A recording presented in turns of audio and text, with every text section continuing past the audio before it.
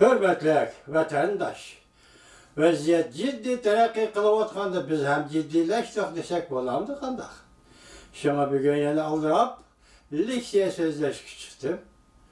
Bugünkü sözleydiği liksiyelerimizi tübende anlayışıyla bugün liksiyede size gacırız. Washington'da sözleyimiz. Bugün Çiğsağ 2019 yıl 3. ayın 28. günü. Heptiki Perşembe. Vaziyette iki cümle kalaylı, iki cümle sözleyle. Burunkuya ötkenlik siyede sözlüğünümüzü tekrarlayımız. Prezident Trump, Moskova ile alaka münasebette boldu. Prezident Trump'ın sayılan grubu diyen, muşundak bir tekfirikten kutuldu. Bu tügüdü.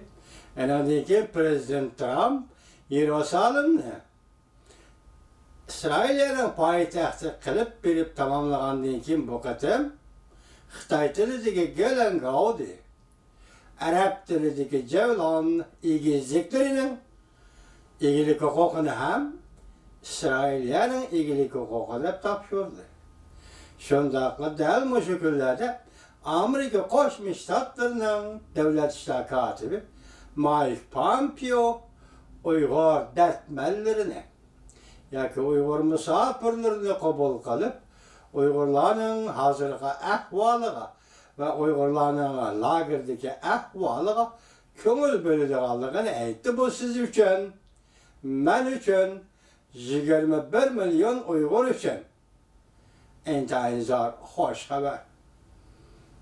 Demek bugün Devlet İşler Katibi Uyg'ur musofirlarini ya Uyg'ur faoliyatchilarini qabul qilib, Uyg'urlarning hozirgi siyosiy hayotiga ko'ngil bo'ladiganligini bildirganda, bu albatta siz uchun 21 milyon jafokash, lekin botir, aqlli, texi echilmagan Uyg'ur millatiga ham zo'r xo'sh xabar. Şuna bugün men bu to'g'ri sizlarga leksiya so'zlayman, hurmatli vatandoshlar. Hem sizlarning diqqatinglar leksiyada bo'lsin. Mavzumunda Amerika Qo'shma Shtatlari davlat ishlar kotibi kam uchraydigan bir ahvolda Şinjanlik yana mustamlika Uyg'uristonlik musofirlarni qabul qildi yoki ko'rishdi. Mavzuli xabar 3. ayning 28. kuni Duvitor betida e'lon qilindi. Xabar bunday boshlanadi. Demak, Cumhuriyet Halk Cumhuriyeti Merkez Komitesi'nin organ torbiyeti deseniz burada. Şöyle e'lon qilindi. Növbette Amerika Qo'shma Shtatlarining davlat ishlar kotibi Mike Pompeo o'zining ishxona binosida Şinjanlik mustamlika Uyg'uristonlik musofirlarni qabul qilganligi tashqari dunyoning diqqatini tortdi. Shangang iqtisod gazetiga chiringlar 3. ayning 28. kuni xabar qilib bunday ko'rsatdi. Amerikaning bu harakati Prezident Trump hukumatining jangoni umumyuzlik tizginlaydigan yangi bir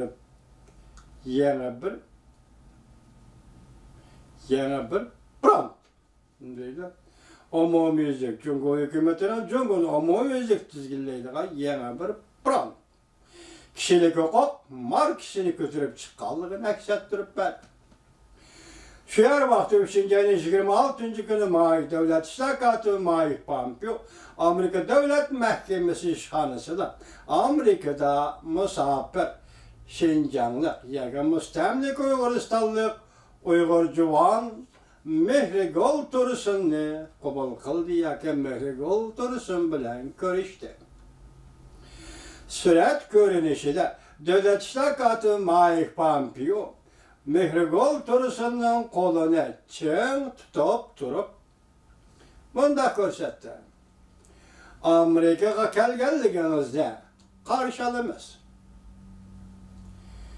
dedi. Mehrigol Tursun javoban mundaq dedi. Men bilan ko'rishganligingizga rahmat.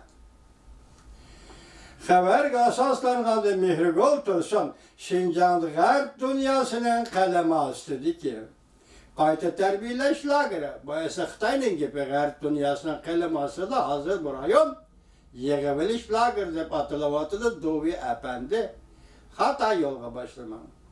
Xabarga asoslangan Mehrigul Tursun Şinjan yoki Muslimlik Uyg'uristonda dünyanın qilmasligiga qayta tərbiyələş lageriga, Jungoning tilidagi kasbiy tərbiyələş markaziga qamalgan jarayonda Mehrigul Tursun qattiq azoblik muomalaga uchragan.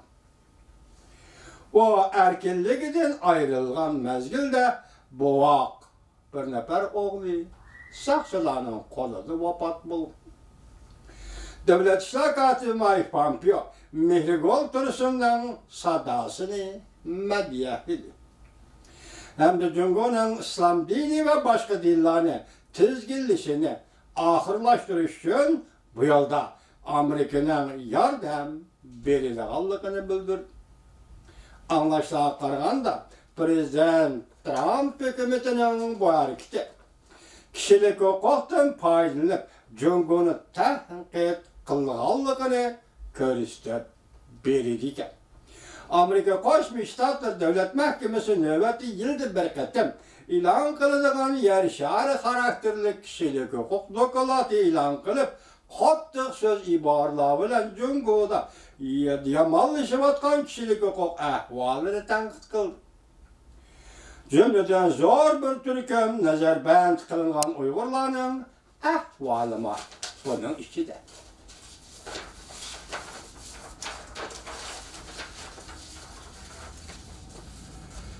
Navbatda Prezident Trump hükümeti Tibet seyahatida barobar bo'lish qonunni ma'qullab, Jungo hükümetinin Amerika muxbirlari va diplomatlarining sayohatchilarining cheklimga uchramay Tibetni ziyorat qilishi va sayohat qilishiga yo'l qo'yishini talab qildi. Amerika taraf har yili kishilik huquq doklati e'lon qilganda mundaq ko'rsatgan. Agar Jungoliklar buningga xiloflik qiladigan ish ko'rilsa, barobarlik prinsipini ishlatib, aloqador Jungo amaldorlarining viza iltimos qilib, Amerikani ziyorat qilishini cheklash kerak deb ko'rsatgan. Diqqat qilishga arziydigan bir taraf shuki, Prezident Trump sobiq prezident Obamaga solishtirganda kishilik huquqqa sal qaraydi deyilgan. O Oqsaroyga kirgan dastlabki chog'larda, masalan Prezident Trump Oqsaroyga kirgan dastlabki chog'larda kishilik huquqni, erkinlikni qo'llashni oz ta'kidlagan. Lekin bu xuloslar tuyuqsiz o'zgarib ketdi. Oqsaroy 2018-yil 3-oyda bayonot e'lon qilib, kishilik huquqni ilgari surish Amerika avzal siyosatimizda kam bo'lsa bo'lmaydi. Biz Amerikaning qimmat qarashini davomli qo'llab, biz shu jamiyatlarda insoniyatning qadri qimmati uchun kurash qilayotgan kishilarni rag'batlantiramiz deb ko'rsatgan. Shuningdek, Amerika matbuotlari xabar qilib, mundaq ko'rsatdi. Amerika Qo'shma Shtatlari Moliya Ministrligi va Davlat Mahkamasi amaldorlari o'tgan bir necha oy ichida Xinjiangdagi, ya'ni Mustamlik Uyg'uristondagi kishilik huquq masalalariga taqobil turish va Jungoga zarb berish tadbirlarini muhokama qildi. Davomini anglaysiz, hurmatli vatandoshlar.